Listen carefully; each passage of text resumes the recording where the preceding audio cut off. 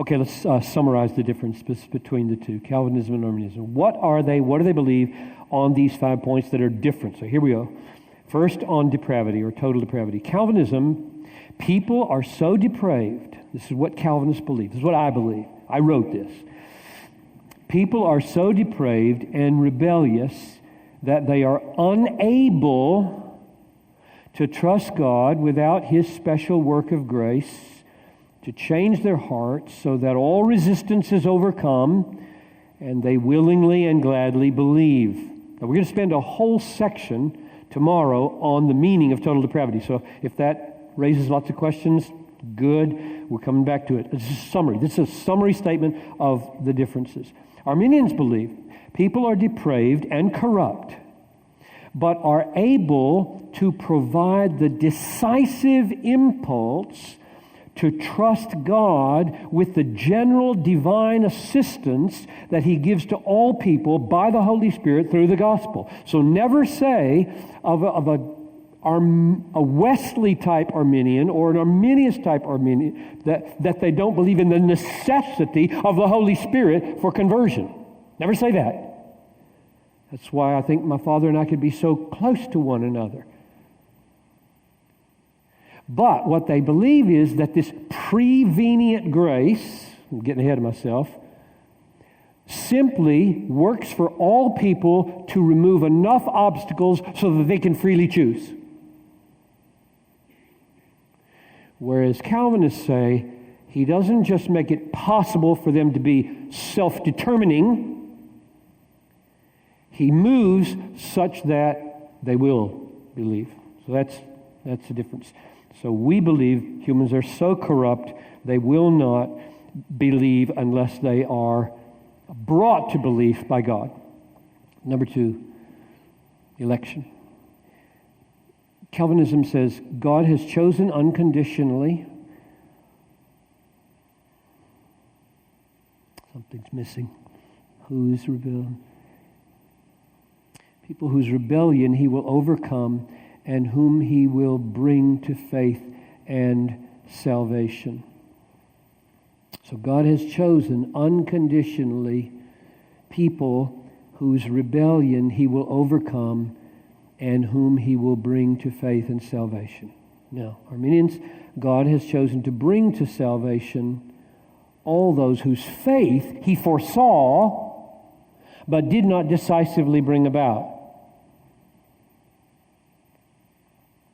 God elects. Arminians believe in election. They believe in election on the basis of faith that God foresees. And the faith He foresees is faith that we produce decisively. The Holy Spirit removing obstacles, and then we provide the decisive act that brings us to faith. Atonement. Calvinism says, in the death of Christ, God provided a sufficient atonement for all, but designed that it be effective for the elect, meaning that it purchased for them the new covenant promise that God would successfully bring about in His people, the grace and faith and perseverance, grace of faith and perseverance. The atonement brings about faith.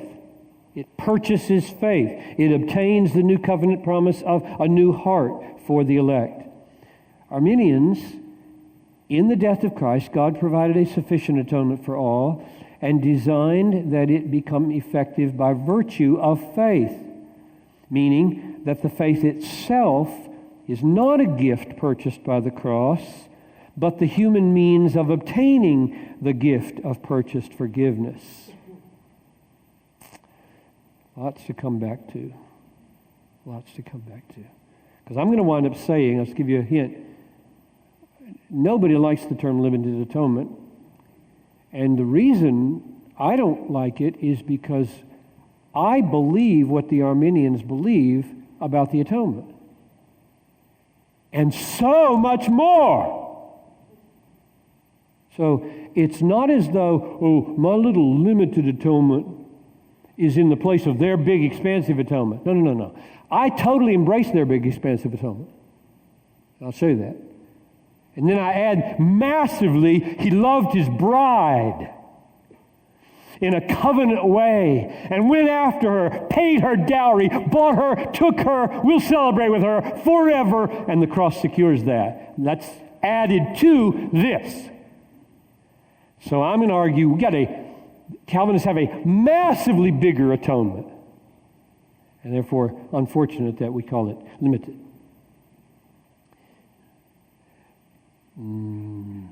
Irresistible grace. Irresistible grace, Calvinists say, is God's work in us by which He overcomes our resistance to God and unfailingly brings about the act of saving faith, and through that faith infallibly supplies everything we need to live joyfully with God forever. Arminians say grace is not irresistible, but is prevenient, that is, it precedes and makes possible saving faith, but we provide the decisive act of will that brings about saving faith, through which God supplies everything we need to live joyfully with Him forever.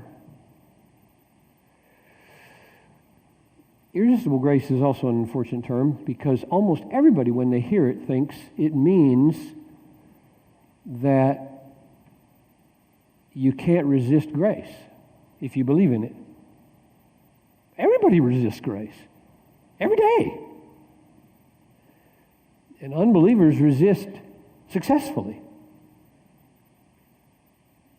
So how can I then believe in irresistible grace?